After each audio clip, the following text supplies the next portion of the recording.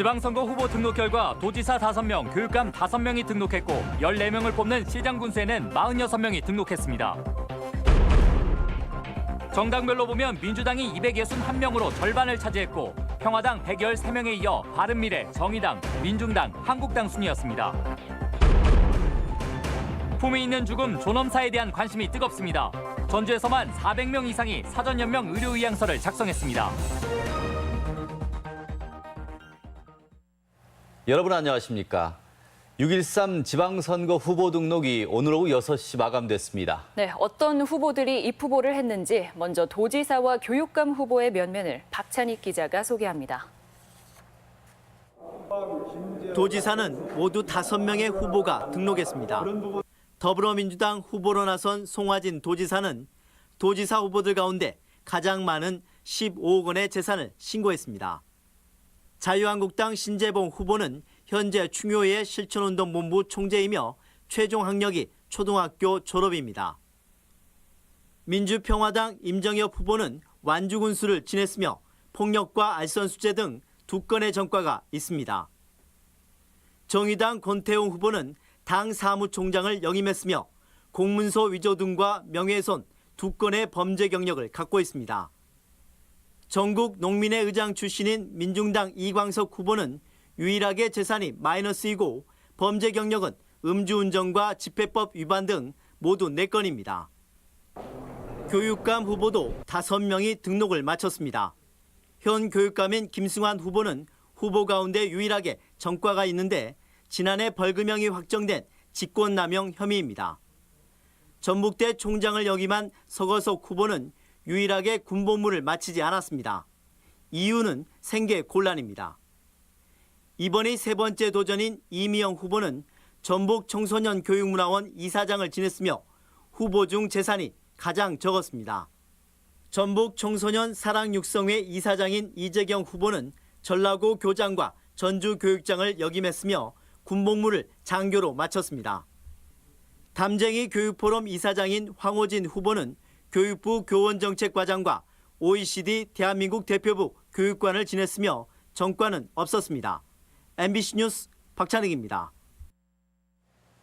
다음은 도내 14개 시군 단체장 후보들은 누구인지 박연성 기자가 소개합니다. 전주시장에는 민주당 김승수 후보, 평화당 이현웅 후보, 정의당 오형수 후보 등 3명이 등록했습니다. 군산시장에는 민주당 강임준 후보, 한국당 이근열 후보, 바른미래당 진희환 후보, 평화당 박종서 후보, 무소속 서동석 후보, 무소속 김용경 후보 등 6명이 등록해 가장 치열합니다. 익산시장에는 민주당 김영배 후보, 평화당 정원율 후보 등 2명이 맞대결을 벌입니다. 정읍시장에는 민주당 유진섭 후보, 평화당 정도진 후보, 정의당 한병옥 후보, 무소속 강광 후보, 무소속 김용채 후보, 무소속 이학수 후보 등 6명이 등록했습니다. 남원시장에는 민주당 이환주 후보, 바른미래당 김영권 후보, 평화당 강동원 후보, 무소속 박용섭 후보 등 4명이 등록했습니다. 김제시장은 민주당 박준배 후보, 평화당 정성주 후보 등 2명이 등록했습니다. 완주군수에는 민주당 박성일 후보, 평화당 박재환 후보 등 2명이 등록했습니다. 진안군수는 민주당 이항로 후보, 평화당 이충국 후보, 무소속 박수우 후보 등 3명이 등록했습니다. 무주군수는 민주당 백경태 후보, 무소속 황인홍 후보 등 2명이 등록했습니다. 장수군수는 민주당 장영수 후보, 무소속 김창수 후보, 무소속 배한진 후보, 무소속 이영숙 후보 등 4명이 등록했습니다.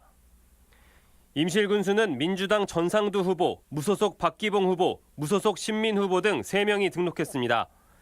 순창군수는 민주당 황숙주 후보, 평화당 홍승채 후보, 무소속 강인영 후보 등 3명이 등록했습니다. 고창군수는 민주당 박우정 후보, 평화당 유기상 후보 등 2명이 등록했습니다. 부안군수는 민주당 권익현 후보, 바른미래당 김경민 후보, 평화당 김상곤 후보, 무소속 김종규 후보 등 4명이 등록했습니다. MBC 뉴스 박연선입니다.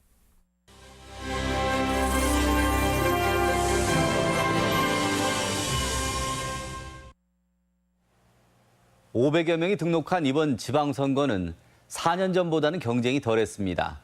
후보자들은 20대부터 80대까지 연령도, 나름의 경력도 다양했는데 유룡 기자가 등록 내용을 정리해봤습니다. 이번 지방선거의 경쟁은 도지사와 단체장, 지방의원 순으로 치열했습니다. 도지사와 교육감이 5대1의 경쟁률을 기록한 가운데 14명을 뽑는 단체장에 46명이 출사표를 던져 3.3대1의 경쟁률을 기록했습니다. 35명이 정원인 도의원 선거에는 78명이 나서 2.2대1의 경쟁률을 보였고 기초의원과 비례대표도 비슷한 수준입니다. 전체적으로 580명이 등록해 4년 전 582명과 비슷했습니다. 정당별로 보면 민주당이 261명으로 절반가량을 차지했고 평화당 113명, 바른미래당 21명, 정의당 20명, 민중당 12명, 한국당 8명 순이었습니다. 연령을 보면 단체장에서는 강광 정읍시장 후보가 81살로 가장 고령이고 진안 군수로 나선 박수 후보가 38살로 가장 젊습니다. 지방의원에는 92년생 26세 여성 후보와 91년생 27세 남성 후보가 출마하기도 했고 직업을 보면 정치인뿐 아니라 택시기사, 판소리 명창 등 다양했습니다. 재산을 보면 단체장은 익산의 김영배 후보가 42억, 도의원은 부안의 최운열 후보가 64억으로 가장 많았고 이근열 군산시장 후보는 13억의 채무가 있었습니다. 전과는 오영수 전주시장 후보와 홍승채 순창군수 후보가 각각 5건으로 가장 많았고 이광석 도지사 후보도 4건이 있었습니다. 각각 노동운동이나 정당활동, 농민운동 과정에서 벌어진 일로 해명했고 음주운전 경력도 있었습니다. 이 후보 경력은 정읍 강광 후보와 부안 김종규 후보가 8번으로 가장 많았습니다. 격전지로는 삼선 연임 등으로 현역 단체장이 출마하지 않는 군산이 6명, 정읍이 6명으로 가장 치열합니다. 한편 야권 단일화가 예고된 남원시장 선거, 야권이나 무소속 단체장이 수성을 벼르는 익산이나 부안, 임실도 표심의 향배에 관심이 뜨겁습니다. MBC 뉴스 유룡입니다. 북미 정상회담 취소에 대한 우려의 목소리가 높아지고 있습니다. 민중당 이광석 도지사 후보는 미국이 북한의 핵시험장 폐쇄에도 불구하고 정상회담을 취소하고 공격성 발언을 멈추지 않고 있다며 미국의 의도가 무엇인지 의문이라고 지적했습니다. 민중당은 트럼프의 돌발 행동에 일희일비하지 말고 남북 간 공조로 위기를 헤쳐나가야 한다고 강조했습니다. 최저임금 산입 범위를 늘린 국회 결정에 노동단체의 반발이 거셉니다. 민주노총 전북본부는 여당인 민주당이 최저임금 산입 범위에 정기상여금을 추가해 노동자들의 임금 인상폭이 줄었다며 이는 대선과 총선 공약을 어긴 것이라고 비판했습니다.